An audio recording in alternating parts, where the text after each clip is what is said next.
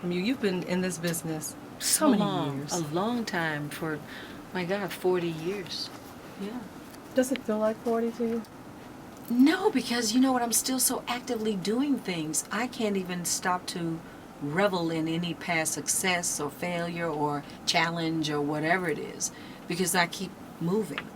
I mean, I'm doing this musical twist here. I'm doing a brand new production in December that I've written called The Hot Chocolate Nutcracker. Girl, this Is that here? Where is it going to be? It's going to be in Los Angeles, and if people are smart, they'll help me move it in other Come on, places. yeah. It is so I funny. love the name. What's the name again? The Hot Chocolate Nutcracker. Nutcracker. Wow. And it is hilarious and changes. It's new music. I have original music from Mariah Carey's helping me, because I directed her world tour last year. You probably don't even know that. See, I didn't know that. Yeah, I directed and staged her entire show.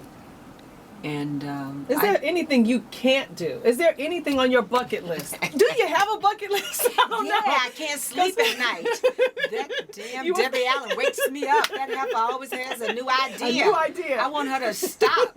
Sometimes I wish she would just stop. Just slow down. No, but I wake up with ideas. I do. So you have a pen and a pad. That's what they say we should do. Yeah, Have a pen and a wake pad up right with next it. to the nightstand. Yeah, my mom is a writer, Vivian Ayers, and she taught us that. Because in those quiet waking moments is when some of the best things happen. And you have to write it down when it's happening. Yeah, because otherwise, you forget it, because I've done that too. I'm like, you don't stay with Yeah. it, So I wrote the Hot Chocolate Nutcracker. Actually, I sat down and wrote it in probably 24 hours. It just was coming to me, and it's wonderful. It's really wonderful.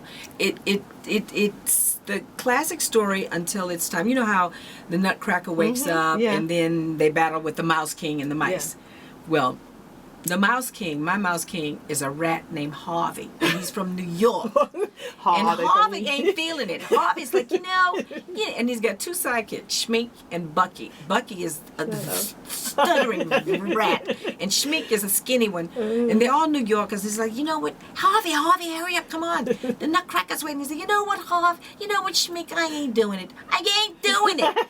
Every year the Nutcracker, she gets the Nutcracker, he gets his arm broke. He wakes up, we battle, and we lose. What are we, mice and men? You know what? We're the real Rat Pack. Sinatra and Sammy ran off with the dames. You're meandering here, Harvey. You're meandering. All right. So, I mean, then Too cute. It's crazy. It's fun. Is there somebody that's been the most difficult to direct? Somebody we may know, or somebody that's kind of, you came up with it. Okay, who is it? Most challenging. Because for you to just, be so knowledgeable and maybe even able, I'm sure, we kind of, even in this business, we're kind of psychologists in a way. Because we have to, you know what I mean? But, and sometimes when that fails us, we just have to go with what we know. Well, let me talk about someone that was the most, such a pleasure to direct, who could have been very difficult, was James Earl Jones. He's one of the greatest actors to ever live and breathe in film, television, or theater.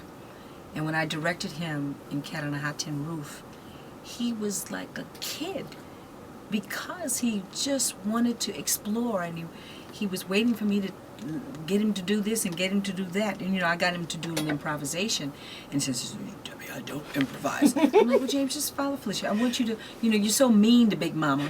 Could we not try to find the good part so we can know how you got to that? I'm not good at improvising. I'm like, okay, I just gonna play some music. He did it, and honey, he was doing it. I had to interrupt him. He was carrying on for 30 minutes. I'm like, okay now. Okay, don't improvise. But that's like, when you put up a litmus test or a watermark, when you can direct James Earl Jones, who is waiting for me to give him notes, and wants to hear my opinion and my guidance, and not just because, but he knows I know what I'm doing. Because I approach it from that place. I'm already, just guiding the ship from day one. Come in with a lot of big game plan. Anyway, and everybody has to find their way. You can't make somebody do something. You can just lead them and try to guide. I think so many times, and we were talking about it a second ago, in this business, people wear their celebrity and who they are on their sleeve. Yeah. And Unfortunately, they take it too seriously because you have to know that, okay, our particular work puts us in the limelight, so to speak, in the press, and people are interested in what we're doing, but we're not more important than anybody else. Because if I'm on the stage, if the person that mops the floor doesn't do a good job, I can't do my job. If the person that is working the sound doesn't do a good job, you can't hear me. You're not out there by yourself. You know, if my clothes start falling apart, I mean, everybody has, if the ushers don't know how to manage the audience, to say, no, please don't take photographs or don't take pictures. You know, everybody is important. And so when you get to where you start thinking they're little people, that's when you kind of lose sight. Yeah, absolutely. Because you're not more important than anybody else. And it's the work. It's the work that's important, Absolutely. not you. I am doing Twist, and I'm actually going to have a conversation with their education department about doing some other stuff here. Because there's a real need here. There is. And you know Jasmine came back. You know Jasmine. Yeah, I know. I was happy. Yeah. And she has not stopped. She hit the ground running. And it's just been so busy. And that is a good thing. Yeah. And Jasmine is, planted. Oh, yeah. And I was happy to see. I saw her production of Mountaintop. Okay, no, I Dream. I Dream. What is it? I Dream. Oh, that was awesome. And awesome. Yeah. So I was so proud of her doing opera. Yeah. I said, all right, I've never done opera, little missy. You're jumping ahead of me now. I was so proud of her work. I was so proud of her. She's doing incredible things. Yeah, she's going to be in a new play here. Pearl Cleek's new play is going to be at the Alliance. Yeah. The Alliance does really great work. And that's where your play is. That's where we are, Twist, till October the 3rd, and people need to come and get some tickets now, child, so that people know. And the phone number is 404-733-5000. 404-733-5000. 5,000, yes. Right. Okay. And it's until the 3rd. Until October the 3rd. If we have a sellout, we might go another week.